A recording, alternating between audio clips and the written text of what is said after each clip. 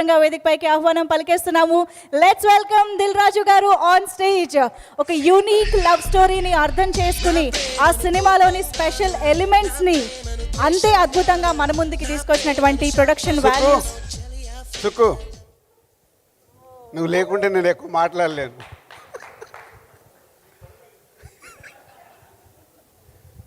మన గొడవలు, మన ప్రేమలు, మన విజయాలు అన్నీ మాట్లాడుకోవాలి.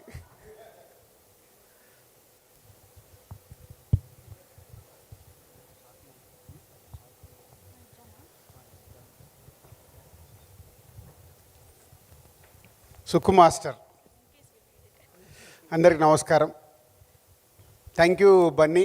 ఈరోజు ఈ 20 years ఈ సెలబ్రేషన్ అండ్ ఈ రీయూనియన్ జరగటానికి నా ఆలోచనని బన్నీకి సుక్కుకి చెప్పినప్పుడు బన్నీ లాస్ట్ వీక్ సార్ మీరు ప్లాన్ చేయండి, అందరం కలిసి సెలబ్రేట్ చేద్దామని ఇక్కడికి టైం ఇచ్చి వచ్చినందుకు thank you Bunny, thank you very much. అవి అందరి ఇక్కడ ఆర్యాలో యాక్ట్ చేసిన వాళ్ళు కానీ టెక్నీషియన్స్ కానీ అందరి కళ్ళల్లో ఆఫ్టర్ 20 years కూడా ఒక ఆనందంగా అనిపిస్తుంటే నిజంగా చాలా ఆనందంగా ఉంది. అంటే బన్నీ నేను సుక్కు కలిసినప్పుడు చాలాసార్లు మాట్లాడుకునే విషయం అంటే ఈరోజు ఈ ఈవెంట్లో అందరూ సక్సెస్ఫుల్గా టాప్ పొజిషన్లో ఉన్న బన్నీ, సుక్కు, నేను, దేవి, రత్నవేల్ గారు, శంకర్ గారు ఇలా చెప్పుకుంటూ పోతే సుబ్బరాజు అందరూ అంటే ఒక సినిమాతో ఇంత మ్యాజిక్ జరగడం అనేది నాకు తెలిసి తెలుగు సినిమా ఇండస్ట్రీలో కాదు, ఇండియన్ ఫిలిం ఇండస్ట్రీలో this a special film. After 20 years అందరము సక్సెస్ఫుల్గా ఇలా ఉండడం అనేది నిజంగా చాలా గ్రేట్ మూమెంట్. సో ఇంత గ్రేట్ మూమెంట్కి కారణమైన సుకుమార్, నీ గురించి చాలా రాసుకున్నాను మాట్లాడాలని తెలుసా. ఫ్లైట్లో జర్నీ చేస్తూ ఆర్యాని మొత్తం నువ్వు కలిసినప్పటి నుంచి రివ్యూ చేసుకుంటూ ఎన్ని రాసుకున్నాను. ఈ టైం నిజంగా అంటే హైదరాబాద్లో ఇంత సమ్మర్లో ఇలాంటి వర్షం పడి మన సక్సెస్ సెలబ్రేషన్ వానదేవుడు కూడా చేసినట్టు అనిపించింది నాకు. అంటే ఇందాక అడిగాను, ఇంతకుముందు ఎప్పుడన్నా ఎక్కడన్నా ఇండస్ట్రీలో ఇలాంటిది ఈవెంట్ జరిగిందంటే ఎక్కడ జరగలేదు సార్ అంటే everything is a special for Arya. ఆ రోజు టైటిల్ పెట్టిన దగ్గర నుంచి ఆ టైటిల్ గురించి ఎంత ఫైట్, సుక్కుతో ఎన్ని ఫైట్లు ఉన్నాయి అన్నీ ఉన్నాయి. సో మెమొరీస్ అయితే గుర్తు చేసుకోవాలి. నచికేత అంటే బాబు నచికేత. సో కథ చెప్పేటప్పుడు అందరికీ నచికేత అని చెప్పేవాడు. దిల్ జరిగేటప్పుడు ఆర్యతో సుకుమార్ దిల్ సినిమాకి రైటర్గా రావడం, సుక్కుతో పాటు వేమ, వాసు వీళ్ళందరూ టీమ్గా నాతో ఒక జర్నీ స్టార్ట్ అవ్వడం.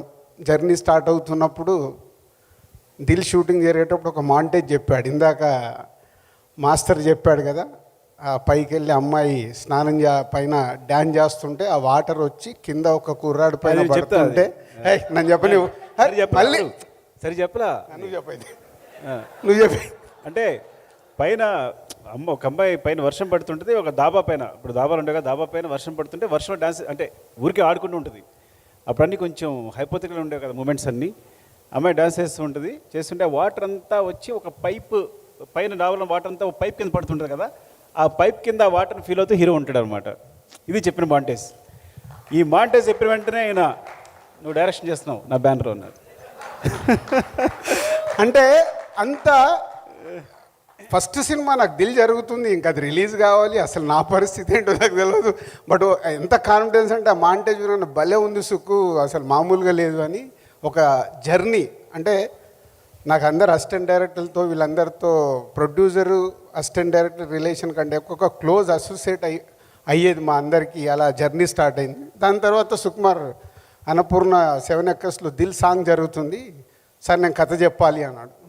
అంటే కొంచెం మాయ చేశాను యాక్చువల్గా. మధ్యాహ్నం అసిస్టెంట్లో నిద్రపోయేవారు, ఈయన డోర్ ఓపెన్ చేస్తే నేను మెలుగు ఉండేవాడిని కావాలని. సో పక్కన నా సిన్సియారిటీ గుర్తించాలి అని. అప్పుడు నిద్ర పట్టేది కాదనుకోండి. అంటే అలా ఆఫీస్కి వెళ్ళాక ఈ కథ వినడం జరిగింది. ఫస్ట్ హాఫ్ అసలు వినగానే ఇందాక దేవి చెప్పినట్టు ఒక మ్యాజిక్ ఏంటి ఏంటి ఏంటి అని అలా జర్నీ స్టార్ట్ అయ్యి కథని జర్నీ చేస్తూ దిల్ కంప్లీట్ చేశాం. దిల్ కంప్లీట్ అయిన తర్వాత దిల్ రిలీజ్ రోజు ముందు చెప్పా, దిల్ హిట్ అయిందనుకో నేను ప్రొడ్యూసర్గా నిలబడతా, అప్పుడు నీకు అవకాశం ఇస్తా. సో మార్నింగ్ షో అయ్యి సంధ్యా థియేటర్కి వెళ్ళి బయటకు వస్తుంటే ఊరి నుంచి ఫోన్ చేశాడు సుక్కు, సార్ ఏంటి అని, సూపర్ హిట్, ఇప్పుడు నువ్వు బస్ ఎక్కి రావచ్చు. అంటే మాకు అలాంటి కాన్వర్సేషన్. చాలా వచ్చేసాడు. ఇక అక్కడి నుంచి జర్నీలో రవితేజకి కథ చెప్పాం. రవి బాగుంది సార్ అంటే ఊరికి ఆప్ చేస్తున్నా, గుర్తుంచుకోండి ఏం చెప్పబోతున్నారు, గుర్తుంటుంది కదా. ఓకే, అంటే నేను ఎంత సిన్సియర్ ఫ్రాంక్గా చెప్పాలంటే సినిమా చేస్తానని చెప్పారు కానీ చేస్తారు అనుకోలే, నేను ఊరికే ప్రామిస్ చేస్తారనుకుని. కానీ సినిమా హిట్ అయింది, వెంటనే ఫోన్ చేసి నువ్వు రా సినిమా చేద్దు కానీ 2:00 మా థియేటర్కి వెళ్ళి ఇలా బయటకు వచ్చే సుక్కు ఫోన్ వచ్చింది. అందరు అప్రిషియేట్ చేస్తున్నారు దిల్ గురించి. అంటే ఆ నమ్మకం చెయ్యాలి, ఒక చాలా కొత్తగా చేశాడు. అలా జర్నీ స్టార్ట్ అయింది. రవిని కలిసాము, ఒకరోజు ప్రభాస్ దగ్గరికి వెళ్ళాము. ప్రభాస్ తర్వాత సో ప్రభాస్ కూడా అప్పటికే 2 సినిమాలు చేస్తున్నాడు. ఈ జర్నీలో Dil cinema preview show Tarun ఎవరో చూస్తామనంటే ప్రసాద్ ల్యాబ్లో షో వేసాము. సో మేమిద్దరం అక్కడ చెట్టు కింద నిలబడుతుంటే ప్రభాస్కి షో వేసారు, ప్రభాస్కి షో వేసాము. ఎవరికి? తరుణ్కి అంటే వీళ్ళందరూ వచ్చారు. సో అలా మేము ఆ చీకట్లో చెట్టు కింద ఇవే దీని గురించే. సో దిల్ హిట్ అయింది, ఇప్పుడు ఆర్యాన్ కాదు ఈ సినిమా చేయాలి, దిల్ హిట్ అయింది ఈ సినిమా చేయాలి ఎలా.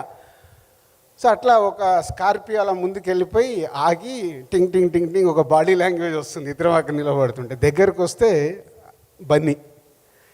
సో అప్పుడు బన్నీ అప్పటి అలా ఉండదంటే ఫ్రేమ్లో ఎంటర్ అయితే డార్లింగ్ అని అరిచేసేవాడు. ఆ ఫ్రేమ్ అవుట్ అయిన తర్వాత కూడా ఆ డార్లింగ్ వినిపిస్తూ ఉండేది. ఎందుకంటే అరుస్తూనే ఉండేవాడు అన్నమాట ఎక్కడి వరకు, అంత ఎనర్జీ అప్పట్లో. అంటే ఇట్స్ గ్రేట్ మూమెంట్స్. అలా రాగానే సుక్కునే బాడీ లాంగ్వేజ్ అంతేంది, నీ క్యారెక్టర్ లాగా ఉందని బన్నీ లోపలికి వెళ్ళిపోయాడు. అబద్ధాలు చెప్పొద్దు, నిజాలు మాట్లాడుకుందాం. నిజమే, నిజం కాదు, నిజాలు మాట్లాడుతాం నిజాలే. ఓకేనా? అసలు ఇంకా నేను చూసి అప్పుడు హీరో పేరు నచికేత్ అనమాట, దానికి ఒక కథ ఉంది నచికేత్ అని పేరు పెట్టడానికి. నేను వెతుకుంటే చూస్తే నేను ప్రభాస్ దగ్గరికి వెళ్ళినప్పుడు చెప్పాను ఫ్రెండ్గా, ప్రభాస్ రాజుగారు నీ కథ చెప్పన్నారు కానీ ఎందుకు నీకు కరెక్ట్ కాదనిపిస్తుంది అని. అప్పట్లో నేను అవన్నీ తెలుసు, కథ ఉంది, హీరో కావాలి అని. సరే విందామంటే నేను విన్న తర్వాత కూడా అవును కరెక్ట్ మీరు చెప్పింది, నేను కరెక్ట్ కాదు. సో నేను I'm such of my hero, actually I'm such of my energy. నేను ఏం ఫీల్ అవుతున్నాను అనేది అది కొంచెం వేరేలా ఉండొచ్చు. కానీ ఎప్పుడైతే బన్నీ దిగి అరుస్తూ కేకలు పెడుతున్నాడో, నేను చెట్టు దగ్గర ఉండి ప్రకాష్ వేమ, అప్పుడు మేము ముగ్గురం స్క్రిప్ట్ చేసింది. సో ప్రకాష్ అన్నాడు, అరే మన నచికేతరా అన్న, చూడాలన్నాడు మన నచికేతరా అంటే ఏం మాట్లాడుతున్నావు నువ్వు అన్నారు ఈయన. నిజం అది. ఓకే 20 ఏళ్ళ క్రితం 21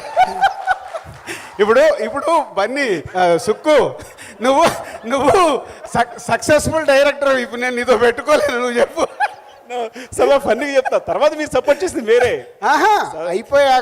నువ్వు అయిపోయాక నైట్ నేను ఇంటికి వెళ్ళగానే ఫోన్ చేసా, ఫోన్ స్విచ్ ఆఫ్. అప్పుడే నంబర్ తీసుకున్నా, స్విచ్ ఆఫ్. మార్నింగ్ 7 o'clock నాకు కాల్ వచ్చింది. కాల్ బ్యాక్ ఇమ్మీడియట్గా కన్విన్స్ అవుతారు చేసి, అవునా కరెక్ట్ అని వాళ్ళు ఇస్తున్నావు, నీకు అది నీకు తెలుసు కదా, ఓకే చెప్దామని.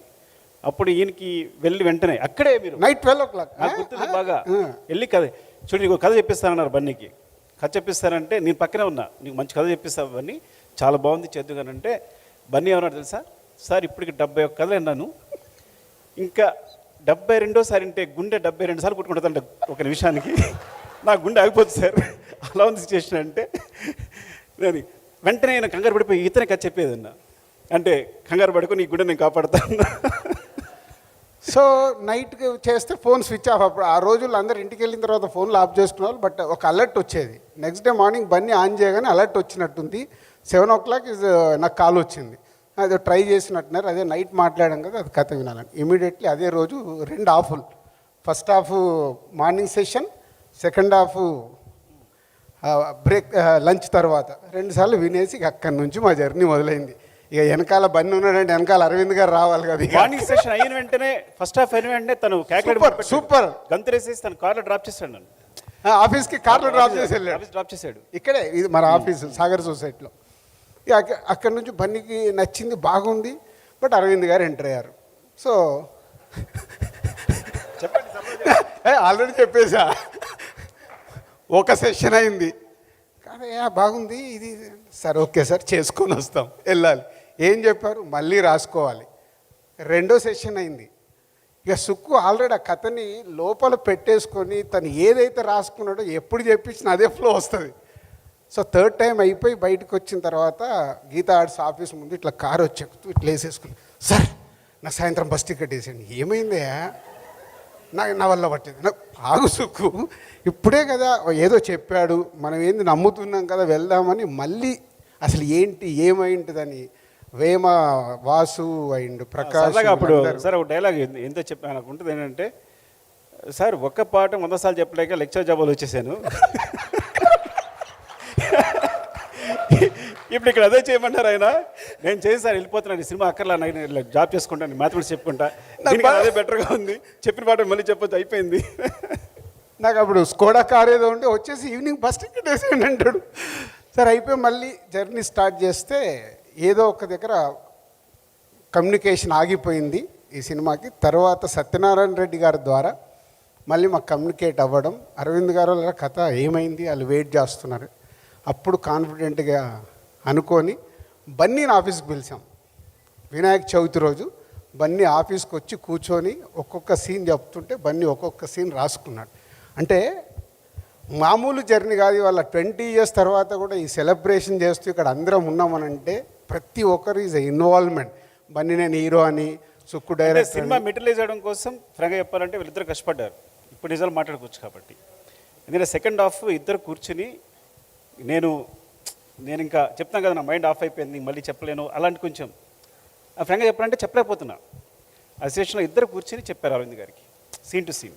సో బన్నీ రాసుకున్న తర్వాత మళ్ళీ అరవింద్ గారి టైం తీసుకొని వెళ్ళి ఆ బన్నీ ఇప్పుడు మేమిద్దరం కూర్చొని సీన్ టు సీన్ ఎక్స్ప్లెయిన్ చేస్తే లేచి అరవింద్ గారు షేక్ హ్యాండ్ ఇచ్చారు. అలా ఈ సినిమా మొదలవ్వటానికి సో టీమ్గా ఒక ఎఫర్ట్స్ పెట్టి జరిగింది. అక్కడి నుంచి మా ఇద్దరికి చాలా గొడవలు ఉన్నాయనుకో. గొడవలు అంటే ఫ్రెండ్లీ గొడవలు, ఎప్పుడు వేరే లాంటివి కాదు. ఒక్కసారి 3 రోజులు మాట్లాడుకోకుండా ఉన్నాం. అయినా మళ్ళీ నేనే రూమ్కి వెళ్ళిపోయా. నేను టైం లేదు, వాళ్ళు 11 అవుతుంది, మాట్లాడట్లేదు. సో వెళ్ళిపోయి వైజాగ్లో ఏంటి బాబు నీ ప్రాబ్లం అని చెప్పు, నువ్వు సినిమా గురించే ఆలోచించేది, నేను సినిమా గురించే ఫర్ వర్క్. గొడవలు ఉండేవి. పొద్దున నేనేమో మొహం తిప్పులు ఇలా ఉండేవాడిని, కూర్చుంటే ఇద్దరం కలిసారంటే ఎక్కడికి వెళ్ళి ఒకే రూమ్లో ఉండేవాళ్ళం, వేరే లాగించుకోవద్దు. నో అంటే ఎకానమీ ఇప్పుడు అప్కమింగ్ అప్పుడే స్టార్ట్ అయ్యాము. ఎకానమీ ఒక రూమ్ కంటే అమ్మ మళ్ళీ 1000 రూపాయలు ఎక్కువ అవుతాయి ఎందుకు కలిసి ప్రేమతో అనుకున్నాను. ప్రొడ్యూసర్ ఏం ఆలోచిస్తాడు, ప్రొడ్యూసర్ ఆలోచించేది అప్పుడు ఎకానమీ. చాలా జర్నీ ఎన్నో అద్భుతమైన మూమెంట్స్. ఇందాక దేవి చెప్పినట్టు ఒక్కొక్క పాకించారు, రా నువ్వు ఏంటి, నేను ప్రాబ్లం ఏంటి, ఓకేనా అని తను వచ్చేసి మళ్ళీ అంటే హీజ్ లైక్ అంటే చెప్పాలి ఎప్పటికప్పుడు ప్రతిదాన్ని సినిమాకి సంబంధించి ఏ విషయాన్నైనా ఎక్కడెక్కడ హోల్డ్ చేసుకుంటూ సినిమాని ఆర్య అనే సినిమాని తీసుకొచ్చి పెట్టారని డెఫినెట్లీ చెప్తా సార్. ఇంకా నిజాలు మాట్లాడుకుందాం, అప్పుడు ఎందుకు లేదు చెప్పండి. సో అలా ఎన్నో మూమెంట్స్తో అద్భుతంగా చేస్తూ ఈ జర్నీ చేసాం. దానికి దేవి మ్యూజిక్ కానీ, రత్నవేల్ గారి విజువల్స్ కానీ, so other technicians, every moment adding అయ్యే ఈ ఆర్య తయారైనప్పుడు. సో ఈ ఆర్య తయారవ్వటానికి Sukku it's 100% your baby. So నువ్వు మీలో ఉన్నవన్నీ రైట్ రూట్లో రైట్ రాంగ్ అనిపిస్తే రాంగ్ అని చెప్పడం తప్పితే మేము చేసింది ఏం లేదు. ఏ సీన్ రాసినా నువ్వు రాసుకుందే, రైటు రాంగ్ చెప్పడమే. దానికి గంగోత్రి అప్పుడు బన్నీ అరవింద్ గారు రాఘవేంద్రరావు గారిని పెట్టి ఒక సెటప్కి పెట్టి హిట్ తీస్తే బన్నీ మేక్ ఓవర్ అవ్వడం ఈ సినిమా కోసం. ఇందాక శివబాలాజీ చెప్తూ నాకు గుర్తుంది, అల్లురామలింగే గారు అక్కడ అన్నపూర్ణలో స్టేట్కి ఒక పెద్దది ఆ రన్నింగ్ది స్టిల్ పెట్టినప్పుడు రామలింగే గారు అక్కడ కూర్చొని అలాగే చాలాసేపు చూస్తున్నాడు. ఆ రోజు అనిపించింది నాకు, అంటే తాత ఇండస్ట్రీలో ఇంత పెద్ద ఆర్టిస్ట్ అయినా, ఫాదర్ అంత పెద్ద ప్రొడ్యూసర్ అయినా, తాత బన్నీ సైడ్ చూసుకుంటుండే ఆహా ఏదో ఒక రోజు బన్నీ వేలుతాడు అని. అది ఈరోజు నిజంగా అంటే అది ఎఫర్ట్స్. బన్నీ ఈరోజు ఈ స్థాయిలో ఉండటానికి మాది ఆల్మోస్ట్ బ్రదర్స్ జర్నీ అయిపోయింది. ఆర్య తర్వాత నా డాటర్కు బ్రదర్ అయిపోయాడు బన్నీ. ఆర్య తర్వాత అంటే ఒక అటాచ్మెంట్, ఒక ఫ్యామిలీ మెంబర్స్ అయిపోయాం. కానీ బన్నీ ఒక్కొక్క స్టెప్పు ఒక్కొక్క సినిమాని భయంతో, రెస్పాన్సిబిలిటీగా ఉంటూ భయంతో సినిమాలు చేస్తున్నాడు. కాబట్టి ఈరోజు ఆల్ ఇండియా స్టార్ అయ్యాడు. ఒక ఆర్యతో మొదలై ఈరోజు పుష్ప, పుష్ప 1 తీసి ఇద్దరు కాంబినేషన్లో సెన్సేషనల్ కొట్టి ఇప్పుడు పుష్ప 2తో ప్రపంచం వెయిట్ చేసేలాగా చేశారు. దానికి మీ ఇద్దరికి hats off. And Bunny, love you and thank you. So ఎన్నో మూమెంట్స్ ఉన్నాయి మన ఇద్దరి మధ్యలో. సుక్కుకు నాకు ఎలా ఉన్నాయో ఈ సినిమాలో నాకైతే 2 భయం వేసిన మూమెంట్స్ నేను షేర్ చేయాలి. కేరళలో ఏదో ప్రియరాగం హట్టేసి మనం షూట్ చేస్తున్నాము. విపరీతమైన సమ్మర్, నాకు పని లేదని నేను వెళ్ళి ఆ రివర్లో దూకాను. టప్ అని వెనకల్లోకి వచ్చి దూకాడు. చూస్తే బన్నీ దూకి లేవడే. నాకేమో హార్ట్ బీట్ పెరుగుతుంది, బయటకు వస్తలేడు. తర్వాత మెల్లిగా బయటకు వచ్చి టెన్షన్ పడ్డారా సార్ అన్న టెన్షన్ ప్రొడ్యూసర్గా అదొకటి. తర్వాత ఈయన మీద ఉన్న కోపానికి ఒక పంటిలో వెళ్ళి షూట్ చేసుకొని వస్తున్నారు. ఆ పంటి మెల్లిగా బెండై ఇలా సుక్కు అక్కడ ఏంటంటే ముందు కాదు నన్ను ఏది షేర్ చేయాలి. యాక్చువల్గా అరవింద్ గారు సార్ ఫోన్ చేశాం, అడిగేంటి పైది దూకొచ్చారు. నేనేంటి అక్కడ దూకినప్పుడు రాజు గారు దూకారు, తేలిపోయారు, పైకి వచ్చారు. నువ్వు దూకావు, అది నేను ముందు చెప్పాలి కాదు. ఫస్ట్ ఆ సినిమాలో జంప్ చేసేది ఉంది కదా, డాడీ అసలు ఒప్పుకోవట్లేదు. నో నో నో రివర్లో దూకేది లేదు, ఏం లేదు అంటే నేను ఫోన్ చేసి వాసు ఎవరో కల్పిస్తే సరే ఏం కాదు సార్ కిందంతా సెట్ వద్దే అంటే సార్ మీ కొడుకు మీద అంత టెన్షన్ ఉంటే ఫస్ట్ నేను దూకుతా, నేను వెళ్ళిపోయి తర్వాత దూకమంటే నిజంగానే వెళ్ళి దూకేసా. నేను దూకి మొత్తం అక్కడ రెడీ పెడితే షార్ట్ బన్నీతో తీశారు. సో ఆ షార్ట్ కంప్లీట్ అయింది. ఇప్పుడు నువ్వు చెప్పు నీ ఎపిసోడ్. నేను అప్పుడు 100 రోల్స్ ఎన్ని అయినట్టున్నాయి. ఈయనకేమో కోపం ఏమో ఎక్కువ తినేస్తా కదా రీల్స్ అన్ని. 400 ఎవ్రీ 100కు స్వీట్, ఎవ్రీ 100కు స్వీట్ పెట్టాలి, తిప్పి కొట్టాలి. మాట్లాడితే 100 అయిన వెంటనే కొట్టేవాడు. ఈయన స్వీట్ ఇచ్చి వెనకాల ఫట్ ఫట్ కొడుతుండేవాడు, చెయ్యిలా విరిచేస్తుండేవాడు పట్టుకుని. ఫ్రాంక్గా చెప్పాలంటే ఇది పాత నొప్పి, ఈ చెయ్యి ఇంకా నొప్పి ఉంది నాకు ఏదైనా చేయాలంటే.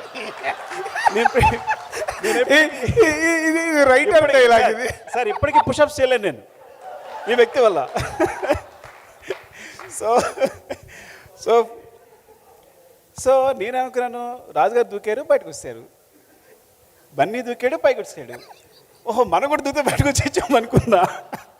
ఏంటి దూకే నేను తోసేస్తున్నాడు. నేను ఆల్మోస్ట్ దూకైపోయాను. ఎవరు ఆప్ చేస్తారు, నువ్వే ఆప్ చేసినట్టున్నావు. తనకి ఈత రాదేమో సంథింగ్ అని. నేను రాకపోయినంటే దూకితే పైకి వస్తాం అనుకుంటున్నా. అప్పుడే పోయిండేవాడు, లేదంటే ఈ వ్యక్తి తోసిండేవాడు కొంచెం ఉంటే నన్ను. సో అలా అప్పుడు ఆ ఎపిసోడ్ అయిపోయిన తర్వాత పంటిలో వెళ్ళి షూట్ చేసుకొని వస్తున్నారు. మేము అందరం అటు ఏదో ప్రియారాగా మాంటేజెస్ తీస్తున్నారు, బయట ఉన్నాను. సడన్గా పంటిలో బెండ్ అవుతుంటే మెల్లిగా సుక్కు ఆ పంటి మీద ఉన్నారా? నేను లేను, నేను బయట ఉన్నా. మెల్లిగా పడిపోతుంది. నేను ఇక్కడికి వెళ్ళి చూస్తున్నా, పడిపోయింది. మెల్లిగా బన్నీ హ్యాండ్ ఇచ్చి తీసుకొచ్చాడు. బయటకు వచ్చా, ఎందుకు బన్నీ తీసుకొచ్చావు?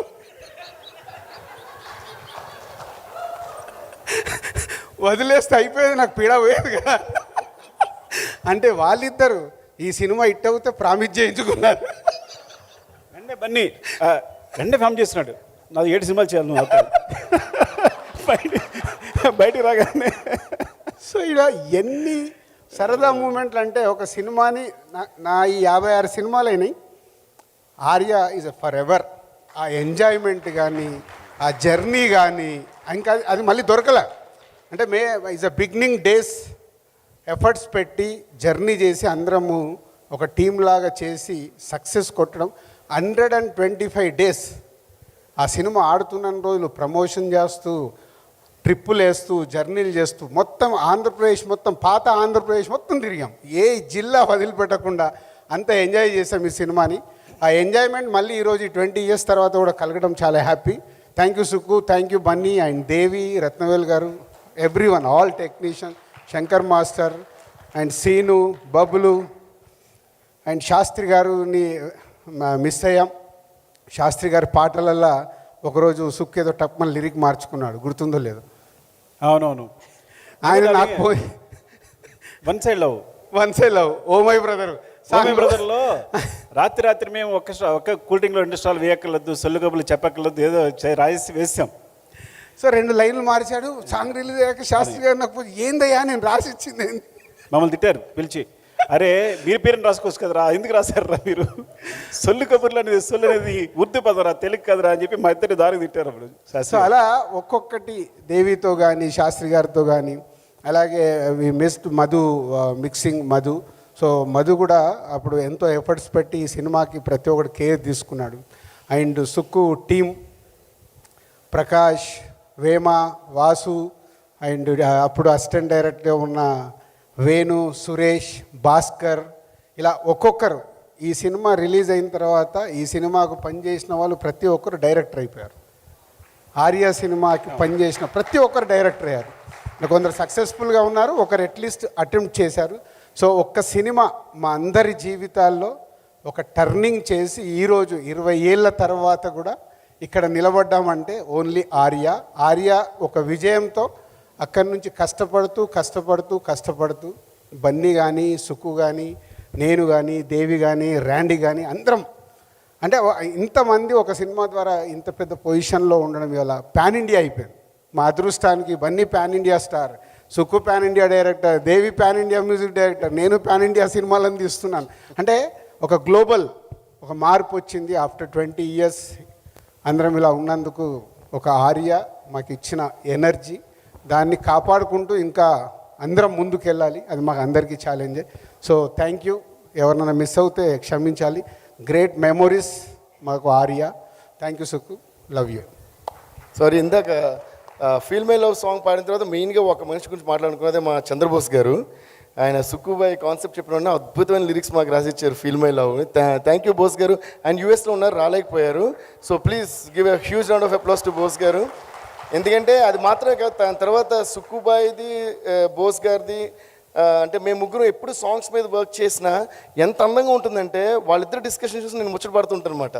సో మేము కొట్టుకుంటున్నామా, తిట్టుకుంటున్నామా, ప్రేమించుకుంటున్నామా కూడా అర్థం కాదు, అలా ఉంటుంది సాంగ్ మేకింగ్ అప్పుడు. And I learn a lot from సుక్కుబాయ్ and Bose గారు. అంటే వాళ్ళిద్దరితో మాడుతున్నప్పుడు ఇద్దరు గొప్ప వ్యక్తులు, బట్ ఒక ఇద్దరు గురువులతో మాట్లాడుతున్నట్టు ఉంటుంది. So thank you సుక్కుబాయ్, thank you Bose గారు ఫర్ దట్ గ్రేట్ ఎక్స్పీరియన్స్. అలాగే ఇప్పుడు పుష్ప వరకు అండ్ పుష్ప 2 వరకు కూడా బోస్ గారు అంటే అన్బిలీవబుల్ మైండ్ బ్లోయింగ్ లిరిక్స్ రాశారు. So I would like to మా టీం అందరి తరపున బోస్ గారికి థ్యాంక్ యూ బోస్ గారు, love you. And Arya cinema release రోజు సుక్కు నేను మా డిస్ట్రిబ్యూషన్ ఆఫీస్కి వెళ్ళాము. 10 o'clock 10:30 టైంలో ఇద్దరం అలా కూర్చున్నాం, పూజ చేస్తాం అన్నట్టు. పూజ అయిపోయిన తర్వాత అరవింద్ గారు కాల్ చేశారు, ఏమా కంగ్రాచులేషన్స్, ఇప్పుడే ఈస్ట్లో వెస్ట్లో షో అయింది, 10 weeks స్టాక్ చెప్తున్నారన్నారు. థ్యాంక్ యూ సార్ అని ఫుల్ హ్యాపీగా. ఏంటి సార్ అన్న 10 weeks ఇట్లా అరవింద్ గారు ఏంటి మన సినిమా 10 weeks అన్నాడు. అంటే కొత్త డైరెక్టరు, అంటే ఈ సినిమాకి వావ్ ఇలా వచ్చేస్తుందని వెయిటింగ్లో ఉన్నాడు, ఏదో సెన్సేషనల్ టాక్ అని. సో అప్పుడు చెప్పా, బాబు అప్కమింగ్ సినిమాకు 10 weeks అంటే ఇది పెద్ద హిట్ అన్నట్టు సుక్కు, వెయిట్ అండ్ సీ, ఈ సినిమా మన సిల్వర్ జూబ్లీ అవుతుందని. నిజంగా అలా అనుకున్నట్టే మా సినిమా ఆ రోజుల్లో సిల్వర్ జూబ్లీ అవ్వడం. 125 daysకి పబ్లిక్ గార్డెన్లో చిరంజీవి గారు వచ్చి మా అందరికి షీల్డ్స్ ఇవ్వడం ఈజ్ అ గ్రేట్ మెమొరీస్ ఇవన్నీ. సో అప్పటి నుంచి ఇప్పటి వరకు ఈ ఆర్య సినిమాతో జర్నీ చేసిన అందరికీ thank you very much. Thank you sir, thank you so much. అస్సలు ఎక్స్పెక్ట్ చేయని ఒక cute and interesting conversation stage పైన జరిగింది. ఆర్య గురించి బిహైండ్ ద సీన్స్ మీరు ఎంతసేపు చెప్పినా వినాలనిపించేలాగున్నాయి. But thank you so much for sharing those wonderful memories in a very very friendly way. మీ ఫ్రెండ్లీ గొడవలు ఇంకా కొనసాగుతూ బోల్డ్ అన్ని బ్లాక్ బస్టర్లు ఇవ్వాలని కోరుకుంటున్నాం మీ కాంబినేషన్లో. Thank you so much Dil Raju గారు అండ్ సుకుమార్ గారు. Thank you so much. Please have your seat sir.